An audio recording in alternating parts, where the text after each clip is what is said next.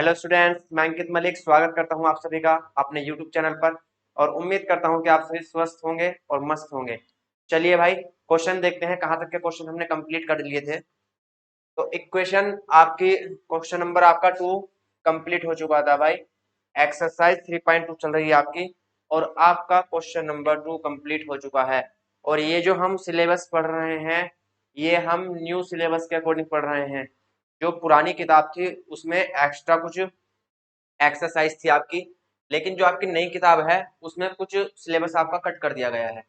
तो हम नए सिलेबस के अकॉर्डिंग पढ़ रहे हैं, ठीक है। तो कोई स्टूडेंट ये नहीं समझना कि सर ने कुछ एक्सरसाइज नहीं कराई। तो वो नए सिलेबस जो है उसके अकॉर्डिंग ही पढ़ रहे हैं, क्योंकि जो आपका एग्जाम होगा वो नए सिलेबस के अकॉर्डिंग ही होगा, तो उसमें ऐसी कोई दिक्कत नहीं है। तो हम नए सिलेबस के अकॉर्डिंग चलेंगे, ठीक है। क्वेश्चन 2 तक आपका कंप्लीट हो गए थे। और कल का जो क्वेश्चन था आपका डिस्टर्बेंस कर रहा था, ये यहाँ पे भैया 6 नहीं है, यहाँ पर 3 है। ये इसको कट कर लेना, ये यहाँ पर 3 है। मैं कल बोल रहा था कि यहाँ कुछ ना कुछ मिसप्रिंट जरूर है, इसी वजह से हमारा आंसर जो है वो इक्वेशन सोल्व नहीं हो पा रही है। क्लियर? तो यहाँ पर 3 है भाई, 6 नहीं है ये। चलिए इसको सोल्व कर लेते हैं एक बार। यहाँ से इक्वेशन नंबर 1 ले लेते हैं और ये इक्वेशन नंबर आपकी सेकेंड ले लेते हैं। तो यहाँ से कोई भी इक्वेशन हम उठाएंगे और वहां से या तो x की वैल्यू निकाल लेंगे या y की वैल्यू फाइंड कर लेंगे, ठीक है। चलिए, तो यहाँ से यदि मैं इक्वेशन लेता हूँ 3x माइनस वाई इक्वल 3, तो यहाँ से y की वैल्यू निकाल लेंगे।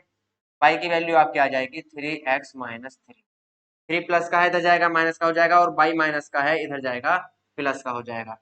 तो यहाँ से y की वैल्यू आपकी आती है 3x माइनस 3। इक्वेशन 1 हमने ली है, तो हम इक्वेशन 1 ली है, तो यहाँ से इक्वेशन सेकंड में अब y की वैल्यू पुट करेंगे।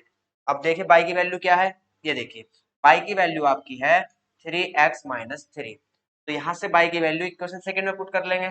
और इक्वेशन सेकंड है भैया आपकी 9x माइनस 3y और आपका equal 9। Clear? 9x minus 3y equal 9।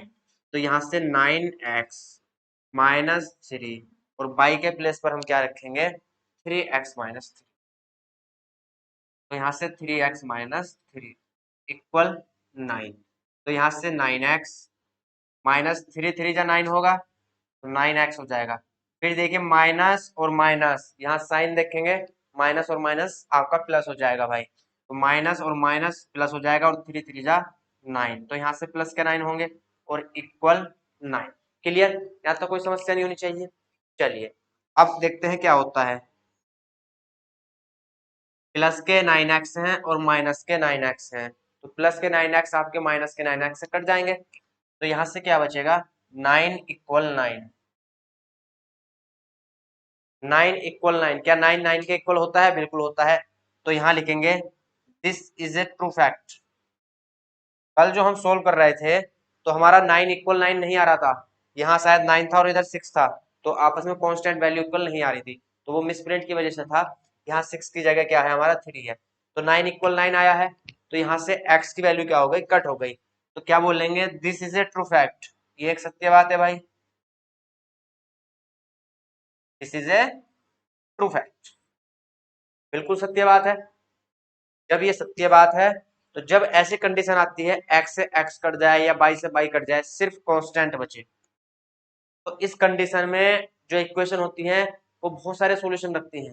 The equation have many solution, बहुत सारे सॉल्यूशन होते हैं। और बहुत सारे सॉल्यूशन क्या होंगे वो देखते हैं। हमारे पास y इक्वल क्या है, 3x माइनस 3। क्लियर? अब हम सॉल्यूशन देखेंगे। जब ऐसी कंडीशन बने, कहीं भी एक बार ध्यान से समझेंगे, जब कांस्टेंट इक्वल कांस्टेंट आ जाए और आपस में इक्वल होने चाहिए भाई। 9 इक्वल क्या है, 9 है, बिल्कुल सत्य बात है। तो यहाँ से जो इक्वेशन होती हैं उनके बहुत सारे सॉल्यूशन होते हैं, दे हैव मैनी सॉल्यूशन। तो बहुत सारे सॉल्यूशन है, तो इक्वेशन हम कोई सी भी उठा सकते हैं, उसमें अपनी तरफ से एक वैल्यू पुट करेंगे तो दूसरी वैल्यू आएगी। अब देखिए यहाँ से यदि मैं x इक्वल 1 पुट करता हूँ, x इक्वल कितना 1 पुट करूंगा, 1 पुट। तो जब x इक्वल 1 पुट करते हैं भाई, तो y इक्वल कितना आएगा, 3 मल्टीप्लाई x की जगह 1 रखेंगे और माइनस 3। तो y इक्वल क्या होगा, 3 माइनस 3 इक्वल 0। तो जब हम x इक्वल 1 रखते हैं तो y इक्वल हमारा कितना आता है, 0 आता है। यदि मैं x की वैल्यू 2 रखूं यहाँ पर, तो 3 2 जा 6 और 6 माइनस 3 कितना होगा, 3 होगा। तो जब x इक्वल 2 रखते हैं तो y इक्वल कितना आता है, 3 आता है। ऐसे x इक्वल 3 रखेंगे तो y इक्वल कितना आएगा, 6 आएगा। तो यहाँ से ये जो इक्वेशन है इनके बहुत सारे सॉल्यूशन होंगे, तो हम लिखेंगे the equation have many solution, these equations have many solution, many solution and the one solution, the one solution ध्यान से समझेंगे भाई, the one solution is x equal 1 and y equal 0। और जिसका एक सॉल्यूशन क्या है, यदि x 1 है तो y कितना है, 0 है। एक बार फिर से समझ लेंगे, जब हम इक्वेशन सब्स्टिट्यूशन मेथड से सोल्व कर रहे हैं तो हर बार क्या होता था, यहाँ से y की वैल्यू निकालते तो इसमें रख देते थे तो यहाँ से x की वैल्यू आ जाती थी, या यहाँ x की वैल्यू निकालते थे तो यहाँ से y की वैल्यू आ जाती थी। क्लियर है। लेकिन यहाँ क्या हुआ, 9x से 9x कट गए तो 9 इक्वल क्या बचा, 9, और 9 इक्वल 9 होता है भाई, this is a true fact. तो जब ये ट्रू फैक्ट है तो ऐसी कंडीशन में these equations have many solution, जो हमारे पास इक्वेशन है उनके बहुत सारे सॉल्यूशन होंगे। तो हम कोई सी भी एक इक्वेशन उठा लेंगे, तो यहाँ यदि x इक्वल 1 रखते हैं तो y इक्वल कितना आएगा, 0 आएगा। x इक्वल 2 रखेंगे तो y इक्वल कितना आएगा, 3 आएगा। x इक्वल 3 रखेंगे तो y इक्वल 6 आएगा। तो बहुत सारे सॉल्यूशन होंगे, इनफाइनाइटली मैनी सॉल्यूशन होंगे। तो लिखेंगे these equation have infinitely many solution, these equation have infinitely many solution and the one solution is x equal 1 y equal 0। जब हम यहाँ x equal 1 ले रहे हैं तो y equal क्या है, 0 है। तो एक सॉल्यूशन हम लिखकर दिखा देंगे, कोई सा भी एक सॉल्यूशन। x equal 2 लेंगे तो y equal 3 आएगा, वो भी ले सकते हैं, कोई दिक्कत नहीं है। क्लियर। चलिए भाई अब चलते हैं अपने टॉपिक पर। तो सेकंड नंबर आपका कंप्लीट हो गया था भाई, और थर्ड नंबर आपको मैंने थोड़ा सा इसका हिंट दे दिया था। जो थर्ड क्वेश्चन है आपका तीसरा नंबर, उसमें जो पहला पार्ट है उसमें आपको थोड़ा सा हिंट मैं दे चुका था। ठीक, चलो एक बार देख लेते हैं। The difference between two numbers is 26। अब हम यहाँ जो इक्वेशन पढ़ रहे हैं वो टू वेरिएबल्स में पढ़ रहे हैं, तो यहाँ टू वेरिएबल्स लेंगे। तो the difference between two numbers, numbers कितने हैं हमारे पास, टू नंबर्स हैं। तो जब हम टू वेरिएबल में इक्वेशन पढ़ रहे हैं, यदि हम एक नंबर x लेंगे और एक नंबर y लेंगे, यदि एक x लेंगे तो दूसरा y ले लेंगे, या एक नंबर a लेंगे तो दूसरा क्या ले लेंगे, b ले लेंगे भाई। तो यहाँ से कंडीशन क्या दी गई है कि इन दोनों के बीच का डिफरेंस कितना है, 26 है। सबसे पहले लिखेंगे let the first number, late the first number is x and the second number is y। लिख लेंगे भाई, नोट कर लेंगे। The first number, late the first number is x and the second number is y। Clear. यदि एक number x है तो दूसरा क्या होगा, y होगा। अब मैंने यहाँ x माइनस y लिखा है, यहाँ समझेंगे थोड़ा ध्यान से। मैं y माइनस x भी लिख सकता था, क्योंकि हमें नहीं पता कौन सा नंबर ग्रेटर है और कौन सा नंबर स्मॉलर है। क्लियर। लेकिन हम क्या करते हैं, हम x को ग्रेटर मान लेंगे। हम क्या करेंगे, x को ग्रेटर मान लेंगे। डिफरेंस का मतलब होता है बड़ी संख्या से छोटी संख्या को माइनस करना। ठीक है, तो हमेशा बड़ी को छोटी से माइनस करते हैं जब डिफरेंस होता है। तो यहाँ से हमने x को ग्रेटर मानना, तो हमने x में से y को माइनस किया। x से किसको माइनस किया, y को भाई। ठीक, चलिए। तो यहाँ से पहली इक्वेशन क्या बनती है आपकी, अकॉर्डिंग टू द क्वेश्चन या according to the first condition x minus y equal 26। इतना क्लियर है। चलिए अब आगे बढ़ते हैं। And one number is thrice time the other. अब क्या बोल लगा है कि जो एक नंबर है वो दूसरे का क्या है, 3 गुना है। तो 3 गुना कौन होगा, जो बड़ा वाला नंबर होगा। और बड़ा वाला नंबर किसको मानना है, हमने x को मानना है। तो x क्या होगा, 3 टाइम होगा किसका, y का। यहाँ तक क्लियर है। चलिए भाई, तो एक इक्वेशन यहां से बनेगी, x इक्वल क्या होगा, 3y। x इक्वल क्या होगा, 3y। x जो है हमारा थ्राइस टाइम है, लेकिन मल्टीप्लाई किस में करेंगे, y में करेंगे। 3 की 3 की मल्टीप्लाई किसके साथ करेंगे, y की। क्यों, क्योंकि दोनों को इक्वल लेना है। यहां समझेंगे, यदि मेरे पास 2 पेन है, मेरे पास कितने पेन है, 2 पेन है। आपके पास कितने पेन है, 6 पेन है। तो मेरे पेन 2 हैं और आपके पेन 6 हैं। तो आपके पेन जो है वो मेरे से थ्राइस टाइम है, मतलब 3 गुना है। क्लियर सी बात है। तो जब मैं 2 और 6 को इक्वल करूंगा, जब मैं 2 और 6 को इक्वल करूंगा, तो यहाँ 3 का मल्टीप्लाई किस में करना पड़ेगा, जो छोटा है उसमें करना पड़ेगा। 3 का मल्टीप्लाई किस में करेंगे, जो छोटा है उसमें करेंगे, तभी 6 इक्वल 6 आएगा। तभी क्या होगा भैया, 6 इक्वल 6 आएगा। ऐसे समझेंगे, जिसके पास पहले से ही ज्यादा चीजें हैं या ज्यादा पैसे हैं, तो उसको और देने की जरूरत नहीं है। जो चीज छोटी होगी उसको दूसरे के बराबर लाने के लिए उसको चीजें देनी होती हैं। ठीक, तो बाई यहाँ छोटा है, तो बाई को एक्स के इक्वल लाना है, तो एक्स तो पहले ऑलरेडी 3 टाइम है, तो क्या करेंगे, 3 का मल्टीप्लाई बाई में करेंगे। क्लियर। तो एक इक्वेशन यहाँ से क्या बनती है आपकी, एक इक्वेशन बनती है भाई एक्स इक्वल 3 बाई। तो पहली इक्वेशन आपकी एक्स माइनस वाई इक्वल 26, और सेकेंड इक्वेशन है आपकी x इक्वल 3 बाई। यहां तक किसी भी स्टूडेंट को कोई भी प्रॉब्लम हो तो बताइए भाई। क्लियर हो गया होगा यहाँ तक। चलिए अब चलते हैं, सोल्व करते हैं इसको। तो यहाँ से x इक्वल 3 बाई है, तो x की वैल्यू क्या है, 3 बाई। तो हम जो x की वैल्यू है वो इक्वेशन 1 में पुट करेंगे। लिखेंगे put the value of x, put the value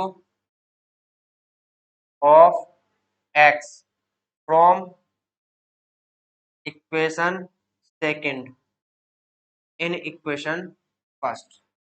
x की वैल्यू इक्वेशन नंबर सेकंड से कहां पुट करेंगे, इक्वेशन नंबर फर्स्ट में। क्लियर। तो यहाँ x की वैल्यू कितनी है, 3 बाई, तो मैं x के प्लेस पर क्या रखूंगा, 3 बाई, और माइनस बाई इक्वल 26। 3 बाई से माइनस के बाई जाएंगे तो कितना बचेगा आपका, प्लस का 2 बाई इक्वल 26। तो यहाँ से बाई इक्वल कितना आ जाएगा आपका, 26/2। बाई की वैल्यू कितनी आई, बाई की वैल्यू आपकी आई 13। बाई की वैल्यू कितनी आई, 13।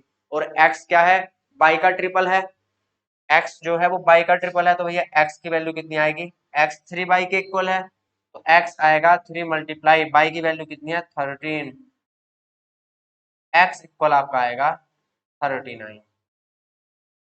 तो यहां तक किसी को कोई भी समस्या हो तो बताएं। फाइंड द, फाइंड देम, क्या फाइंड करना था भाई, दो नंबर थे, उन दोनों के बीच का डिफरेंस कितना था, 26 था। एक नंबर दूसरे का थ्राइस था। तो नंबर वो क्या क्या है, पहला नंबर आपका क्या है, जो बड़ा नंबर है ग्रेटर, वो 39 है, और स्मॉलर नंबर आपका 13 है। यदि हमको आंसर क्रॉस चेक करना हो तो क्या करेंगे, यहाँ से x माइनस बाई चेक कर लेंगे भाई। x कितना है हमारा 39, माइनस बाई कितना है 13, क्या इन दोनों का डिफरेंस 26 है। यहाँ डिफरेंस कितना लिया था 26, ये लिखा हुआ। ठीक, तो जब हम आंसर क्रॉस चेक करते हैं तो यहाँ से 39 माइनस 13 करेंगे तो कितना आएगा 26। तो हमारा आंसर जो आया है वो भैया सही है, क्योंकि हमने आंसर अपना क्रॉस चेक कर लिया है। क्लियर। चलिए अगले क्वेश्चन पर चलते हैं। अगला क्वेश्चन पढ़ेंगे भाई, द लार्जर ऑफ टू, ये ए होगा भाई, मिसप्रिंट है, लार्जर ए होगा ये। The larger of two supplementary angles exceed the smaller by 18 degree. Question की लैंग्वेज समझेंगे, क्वेश्चन की लैंग्वेज क्या है। कुछ बच्चे जिनकी इंग्लिश कमजोर है, कोई दिक्कत नहीं है, वो क्या होता है कभी कभी क्वेश्चन की लैंग्वेज नहीं समझ पाते, इनको बोलते हैं आप बर्ड प्रॉब्लम वाले क्वेश्चन। ठीक है, तो लैंग्वेज समझ नहीं पाते तो पहले लैंग्वेज समझेंगे, कोई दिक्कत नहीं है, लैंग्वेज बहुत आराम से समझेंगे। The larger of to supplementary angle, मतलब किसका एंगल जिक्र किया गया है, दो एंगल्स हैं भैया।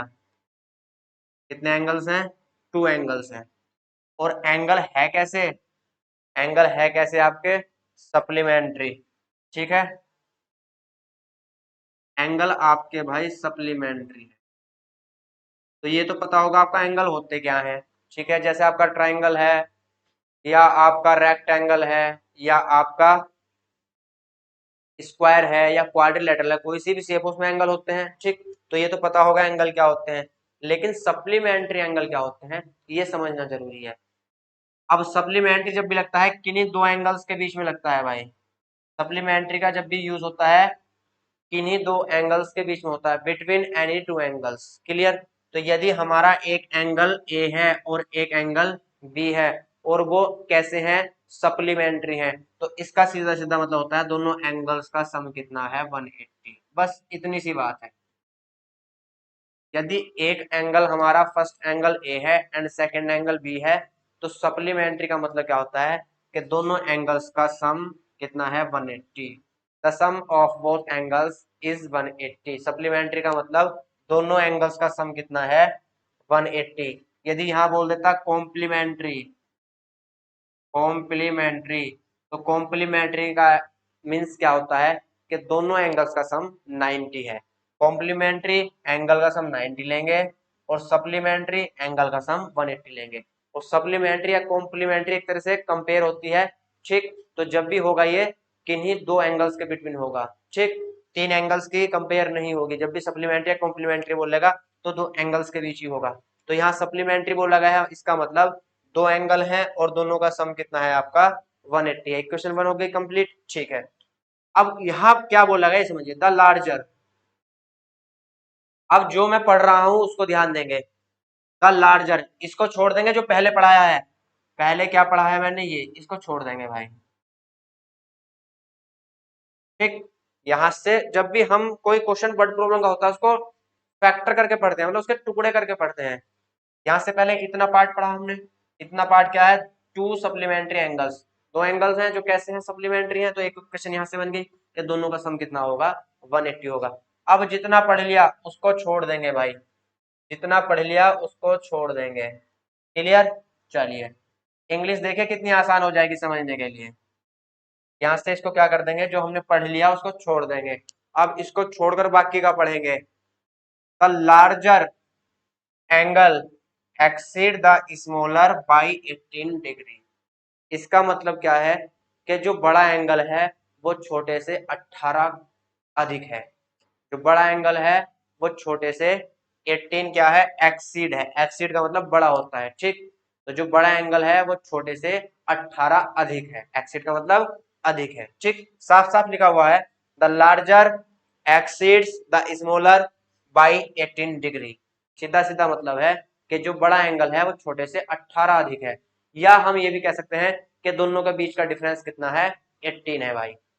इसको हम ये भी मान सकते हैं या समझ सकते हैं इस तरीके से कि दोनों का जो डिफरेंस है वो कितना है आपका, वो आपका 18 है भाई। क्लियर, तो यहां से दोनों का डिफरेंस कितना है आपका 18 है, ये है। या यदि आप ऐसे ना समझो तो एक ए है तो एक कितना होगा बी प्लस 18। एक ए है तो दूसरा उससे 18 क्या होगा ग्रेटर होगा, तो क्या होगा बी प्लस 18। और इस बी को इधर ले जाएंगे तो क्या हो जाएगा ए माइनस बी। ए माइनस बी आपका कितना हो जाएगा 18 हो जाएगा। जब भी कोई किसी से बड़ा या छोटा हो तो इसका मतलब सीधा सीधा होता है कि उन दोनों के बीच का डिफरेंस कितना है, जो भी चीज दी गई है। आप ऐसे समझेंगे, मेरे पास 10 रुपए हैं और आपके पास भाई 15 रुपए हैं। I have 10 rupees and you have 15 rupees, ठीक। तो यहां से यदि मैं बोलूं कि आपके पास 5 रुपए अधिक हैं, यू हैव 5 रुपीज एक्सीड, आपके पास 5 रुपए अधिक हैं, तो ये बात भी सही है। या मैं बोलूं कि मेरे पास आपसे 5 रुपए कम है भाई, तो ये भी बात सही है। आपके पास 5 रुपए अधिक है तो मेरे पास 5 रुपए कम है।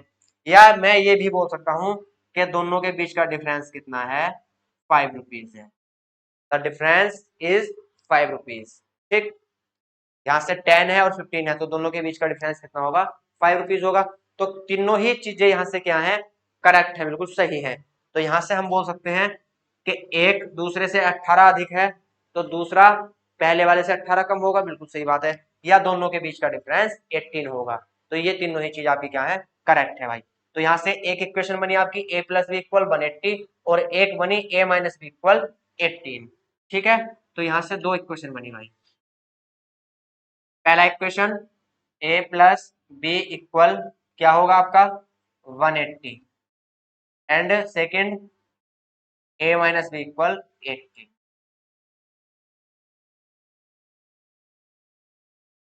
लिखेंगे let the first angle is equal x degree and sorry A degree, x भी मान सकते हो कोई दिक्कत नहीं है। Let the first angle is equal A degree and the second one is equal B degree. ठीक है, अब दो इक्वेशन हमारे पास हैं, तो हम कोई से भी मेथड से जा सकते हैं भाई। देखो यहाँ कहीं नहीं लिखा हुआ कि सब्स्टिट्यूशन से करना, अच्छा लिखा हुआ है भाई, बाई सब्स्टिट्यूशन मेथड। जब लिखा हुआ है तो सब्स्टिट्यूशन मेथड से ही करेंगे, ठीक है। चलो, तो सब्स्टिट्यूशन मेथड से करते हैं। तो यहाँ से मैं सेकंड इक्वेशन ले रहा हूँ, क्या कर रहा हूँ, सेकंड इक्वेशन ले रहा हूँ। तो यहाँ से ए इक्वल कितना आएगा, 18 प्लस बी, माइनस का बी है, 18 के साइड जाएगा तो प्लस का बी हो जाएगा।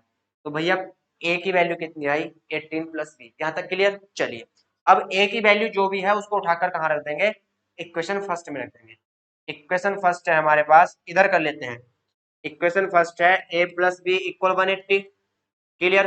ए की वैल्यू कितनी है, 18 प्लस बी, तो 18 प्लस बी और प्लस का ये वाला बी, ए के स्थान पर क्या रखा है, 18 प्लस बी, 18 प्लस बी, और एक बी यहाँ है, तो 18 प्लस बी और प्लस बी इक्वल कितना होगा, 180। बी और बी कितने हो जाएंगे, 2b, 180, और यहाँ से 18 कहाँ जाएगा, माइनस में। तो बी इक्वल कितना आएगा आपका, 180 से, अरे यार ये 18 है भाई, 180 लिखा गया। तो यहाँ से बी इक्वल कितना आएगा, 180 से 18 माइनस करेंगे तो 162 बचेगा आपका, और 2 मल्टीप्लाई में है, कहाँ जाएगा, डिवाइड में। तो यहाँ से b की वैल्यू कितनी आएगी आपकी, तो यहाँ से b की वैल्यू आएगी भाई 81। b की वैल्यू आपकी कितनी आई, 81, क्लियर। यहाँ तक किसी को कोई समस्या हो तो बताएं। चलिए, अब b की वैल्यू तो हमारे पास आ चुकी है, अब a की वैल्यू निकालनी है। b कितना है आपका, 81, 162 अपॉन 2 कितना होगा, 81 होगा आपका। अब b की वैल्यू कोई सी भी इक्वेशन में पुट कर सकते हैं भाई। तो यहाँ से a माइनस बी कितना है आपका, 81। तो जब यहाँ से बी 81 है, सेकेंड इक्वेशन में पुट कर रहा हूं मैं, कोई सी में भी कर सकते हैं, सेकेंड में भी कर सकते हैं, फर्स्ट में भी कर सकते हैं, कोई दिक्कत नहीं है। तो यहाँ से a माइनस बी की वैल्यू 81, और इक्वल क्या है आपका 18। ए इक्वल आपका कितना होगा, 18, माइनस का 81 है, प्लस में चला जाएगा, तो यहाँ से क्या हो जाएगा, प्लस 81। तो यहाँ से कितना आएगा, 99। तो आपका ए इक्वल 99 और बी इक्वल 81। अब हमको आंसर क्रॉस चेक करना है, तो आंसर हम दोनों कंडीशन से क्रॉस चेक कर सकते हैं। या तो दोनों का सम 180 होना चाहिए, या दोनों का डिफरेंस 18 होना चाहिए। तो हमारा ए 99 है और बी हमारा 81 है। चेक करेंगे क्या दोनों का सम 180 है, तो बिल्कुल है भाई। या एक 99 है और एक 81 है, तो चेक करेंगे क्या दोनों का डिफरेंस 18 है, तो बिल्कुल है।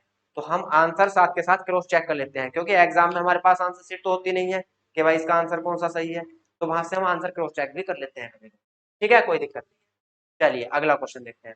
थर्ड क्वेश्चन पढ़ेंगे भाई। The coach of A cricket team by 7 bats and 6 balls for rupees 3800। Question वाला क्या कह रहा है कि एक कोच है क्रिकेट का, तो वो क्या करता है, 7 बैट खरीदता है और 6 बॉल खरीदता है, ठीक है, 6 बॉल्स एंड 7 बैट्स, और कितने रुपए का खरीदता है टोटल, 3800। कोच ने क्या किया, 7 बैट एंड 6 बॉल्स परचेज की, कितने रुपीज में, how many rupees, 3800। Letter C बाइज, लेडीज है भाई, सी आया है, कोई बात नहीं, ठीक है, खरीदती है कर देंगे। सी buys 3 bats 5 balls for rupees 7150। ये वैल्यू फिर गलत है भाई, यहाँ वैल्यू यहाँ गलत है, एक बार चेक कर लेते हैं भाई। वैल्यू गलत है भाई, ये टाइपिंग में मिस्टेक है, एक बार चेक कर लेते हैं भाई वैल्यू ये।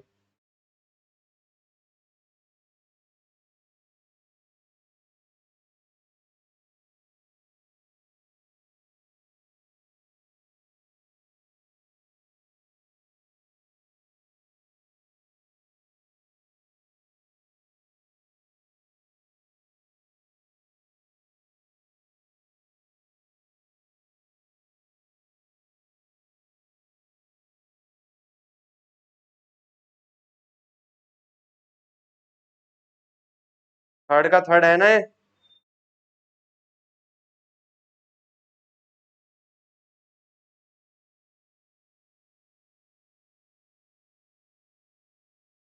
हाँ ये वैल्यू गलत है भाई, ठीक है इसको सही कर लो। दूसरे कलर से कर देता हूँ मैं। ये टाइपिंग में मिस्टेक होगी भाई, टाइपिंग वाले से कोई दिक्कत नहीं है। यहाँ 1750 रुपीज है, ठीक है ये वैल्यू सही है। क्योंकि यहाँ देखो पता कैसे चला, आपके 7 बैट हैं और 6 बॉल है, लेकिन यहाँ बैट कितने हैं 3 हैं और बॉल कितनी है 5 है। यहाँ बैट भी कम है और बॉल भी कम है, तो कम रुपए की मिलेंगी, ठीक। लेकिन यहाँ कीमत क्या दे रखी थी, बहुत ज्यादा दे रखी थी 7150, ठीक है। तो ये इसको सही कर लेना, ये 1750 है। क्लियर, अब सही हो जाएगा भाई। चलिए क्वेश्चन पढ़ेंगे। पहले 7 बॉल और 6 गेंदे खरीदती है भैया जो कोच है आपकी, कितने रुपीज में, 3800 रुपए में। लेकिन फिर क्या करती है कोच कुछ देर बाद, 3 बैट्स एंड 5 बॉल्स, 3 बैट्स और 5 बॉल परचेज करती है, कितने रुपीज में, 1750 रुपीज। तो हम सबसे पहले क्या लिखेंगे, सबसे पहले लिखेंगे let the cost of 1 bat equal x rupees, ठीक। And the cost of 1 ball equal y rupees. हम चैप्टर पढ़ रहे हैं लीनियर इक्वेशन इन 2 वेरिएबल्स, तो जो हम मान लेंगे वो भी 2 वेरिएबल्स लेंगे, एक यहाँ और एक यहाँ। क्लियर। यदि बैट की कॉस्ट x रुपीज है और बॉल की कॉस्ट बाई रुपीज है, तो आप यहाँ से एक बात तो समझ गए होंगे, यदि मैं आपसे बोलूं कि आपको जो 1 बैट है वो 100 रुपीज का मिलता है, ठीक। और आपसे पूछूं कि 7 बैट कितने के मिलेंगे, तो आप कहोगे सर 700 के मिलेंगे, ठीक है। तो ये कहाँ से आया ये समझना है। 1 बैट की कॉस्ट कितनी है 100 रुपीज। 7 बैट की कॉस्ट निकालने के लिए क्या करेंगे, 7 बैट हैं और जो एक बैट की कॉस्ट है उससे मल्टीप्लाई कर देंगे भाई, तो कितना आ जाएगा 700, ठीक। तो यहाँ से हमें ये पता चलता है कि जितने भी बैट की कॉस्ट निकालनी है तो उसकी मल्टीप्लाई एक बैट के कॉस्ट से कर देंगे। 7 बैट की चाहिए, 7 की मल्टीप्लाई एक बैट की जो कॉस्ट है उससे मल्टीप्लाई कर देंगे, ठीक है। तो ऐसे ही क्या करेंगे, यहाँ यदि एक बैट की कॉस्ट 1 बैट की कॉस्ट कितनी है x रुपीज है, और कितने बैट की कॉस्ट चाहिए 7 की, तो 7 से मल्टीप्लाई कर देंगे, तो 7 बैट की कॉस्ट कितनी होगी 7x। क्लियर। और ऐसे ही यहाँ 1 बॉल की कॉस्ट आपकी बाई रुपीज है, तो भैया 6 बॉल की कॉस्ट कितनी होगी, तो 6 का मल्टीप्लाई बाई में कर देंगे, तो 6 बॉल की कॉस्ट कितनी होगी 6 बाई। अब यहाँ कोई भी नहीं पूछेगा कि 7 बैट की कॉस्ट 7x कैसे आई, एक बैट की जो भी कॉस्ट होती है उसकी 7 से मल्टीप्लाई कर देंगे तो 7 बैट की आ जाएगी, ठीक है। ये कॉमन सेंस वाली बातें हैं, इनका गणित से मैथ से कोई लेना देना है नहीं। तो यहाँ से अब क्या करना है, 3 बैट की कॉस्ट कितनी होगी 3x, और 5 बॉल्स की कॉस्ट कितनी होगी 5 बाई। क्लियर है। तो यहाँ जब हम 7 बैट की कॉस्ट लेंगे 7x लेंगे, और 6 बॉल की कॉस्ट लेंगे तो 6 बाई लेंगे, और फिर 3 बैट की कॉस्ट लेंगे 3x लेंगे, और 5 बॉल्स की कॉस्ट लेंगे तो भाई 5 बाई लेंगे, ठीक। तो इतना आपने नोट कर लिया होगा, नहीं करा तो जल्दी से कर लेंगे भाई नोट। फिर आगे बढ़ते हैं, एक बैट की कॉस्ट कितनी मान लेंगे हम x रुपीज, और एक बॉल की कॉस्ट कितनी मान लेंगे by rupees. X by A B P Q कुछ भी मान सकते हो आप, कोई भी वेरिएबल ले सकते हो, कोई दिक्कत नहीं है। तो यहां से अब अकॉर्डिंग टू द क्वेश्चन चलेंगे भाई, अकॉर्डिंग टू द क्वेश्चन। पहली कंडीशन क्या है, जब आपके 7 बैट हैं तो 7 बैट की कॉस्ट कितनी होगी 7x, प्लस 6 बॉल है तो 6 बॉल की कॉस्ट कितनी होगी 6 बाई। जो बैट पर पैसे खर्च किए वो 7x किए, और जो बॉल पर पैसे खर्च किए वो 6 बाई किए, लेकिन टोटल कितने खर्च किए 3800। यदि हम दोनों को मिलाकर देखें तो टोटल कितने खर्च किए भाई 3800। क्लियर, यहाँ तो कोई समस्या नहीं होनी चाहिए। चलिए भाई, इक्वेशन फर्स्ट है। अब सेकंड इक्वेशन में क्या बोला गया, 3 बैट है तो बैट पर कितना खर्च किया होगा 3x, और यहाँ से 5 बॉल्स हैं तो 5 बाई, तो आपका बॉल्स पर कितना खर्च किया होगा 5 बाई। क्लियर।